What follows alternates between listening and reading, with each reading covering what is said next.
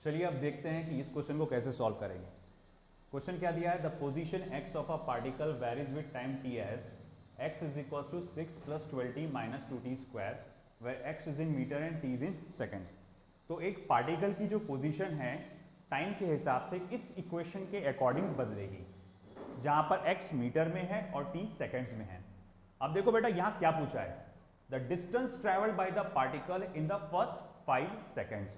पहले 5 सेकंड में पार्टिकल ने कितना डिस्टेंस ट्रेवल किया। ऐसे प्रॉब्लम में बहुत ज्यादा नोट करना पड़ता है कि आपसे क्या पूछा गया है।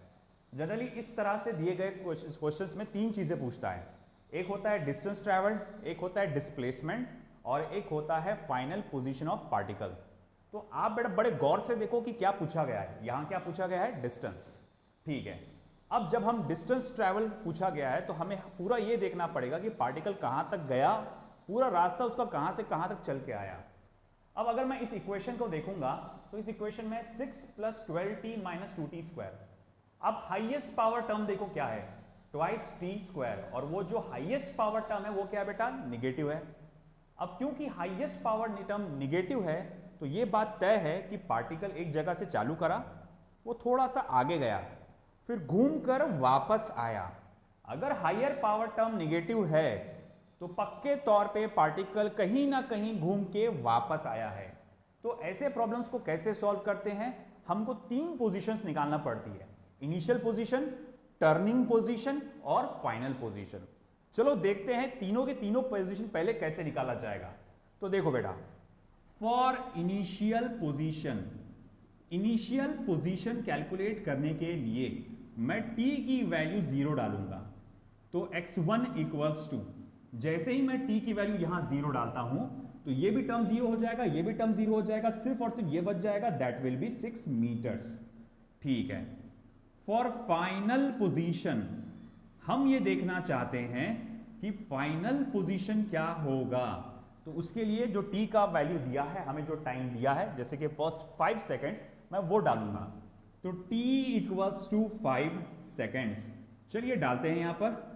देयरफॉर फाइनल पोजीशन निकालने के लिए ये हो जाएगा आपका 6 plus 12 multiply by 5 minus 2 multiply bye 5 का स्क्वायर।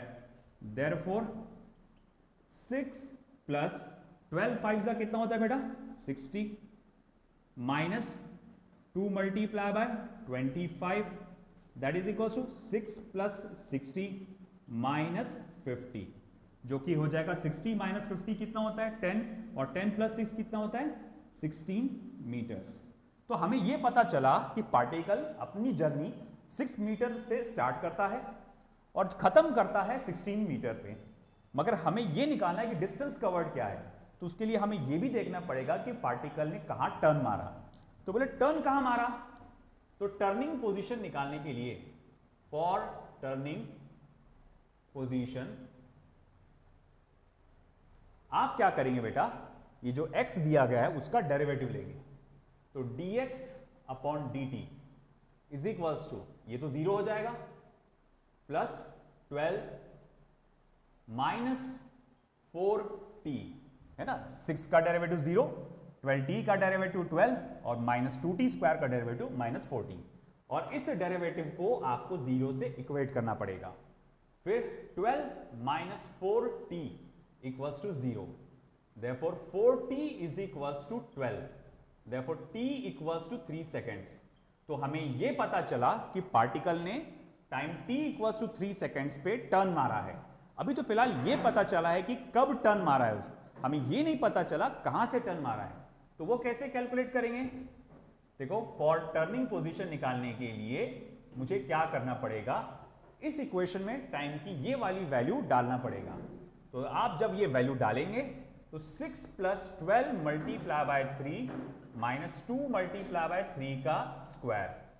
तो 6 plus 36 माइनस 2 मल्टीप्लाई बाय 9। अब देखो बेटा 6 plus 36 माइनस 18, अब 36 माइनस 18 कितना होता है बेटा, 18, और 18 प्लस 6 कितना होता है, 24 मीटर्स।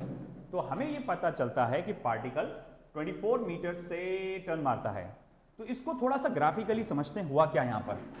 तो यहां पर ये देखो बेटा, ये कोऑर्डिनेट सिस्टम है, हमारा ये ओरिजिन है, ये था हमारा इनिशियल पोजीशन जिसकी वैल्यू कितनी दी गई थी बेटा, 6 मीटर्स।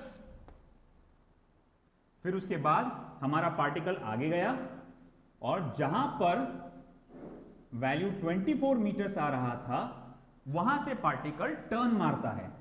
अच्छा ठीक है, यहां से पार्टिकल टर्न मारता है और टर्न मारने के बाद वो कहां रुक रहा है आखिरकार, लास्ट में फाइनली 16 मीटर पे रुक रहा है। तो हम कहेंगे कि देखो फाइनली वो 16 मीटर्स पे आके रुक जाता है। अब सवाल ये उठा कि डिस्टेंस कवर कितना हुआ। देखो बेटा 6 से निकला 24 तक के गया, 6 से निकला 24 तक के गया, तो मैं बोलूंगा ऐसा स्ट्रेट उसने कितना डिस्टेंस ट्रैवल किया। आप सोचो कितना होगा, 24 में से 6 को माइनस करेंगे तो कितना हो जाएगा, 18 मीटर्स। यानी हमारा पार्टिकल 18 मीटर्स चल के जाता है। फिर उसके बाद यहां से वो टर्न मारता है और बाद में वापस इधर आ जाता है। ये लोकेशन कितना था, 24 मीटर्स, और ये लोकेशन कितना था, 16 मीटर्स। अब मैं आपसे पूछूंगा ठीक है 24 में से 16 को माइनस किए तो आप मुझे बताइए कितना आया। तो आप कहेंगे सर वो तो 8 मीटर्स हुआ। मतलब ये हुआ कि आपका पार्टिकल 18 मीटर्स ऐसा गया और 8 मीटर्स ऐसा आया। अब जब मैं आपसे पूछूंगा टोटल डिस्टेंस कवर्ड क्या है, तो आप कहेंगे कि distance covered is equals to 18 metre plus 8 metre.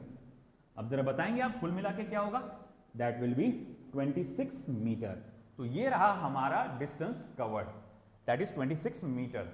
और बेटा इसी क्वेश्चन में अगर आपसे डिस्प्लेसमेंट पूछता तो हम सिर्फ क्या करते, फाइनल पोजीशन में से इनिशियल पोजीशन को माइनस करते, जैसे कि 16 मीटर्स में से 6 मीटर, तब आपका जवाब आता 10 मीटर्स। अगर डिस्प्लेसमेंट पूछता तो यहां क्या पूछा है, डिस्टेंस पूछा है, इसीलिए मैं कहूंगा मेरा डिस्टेंस कवर्ड कितना है, 26 मीटर।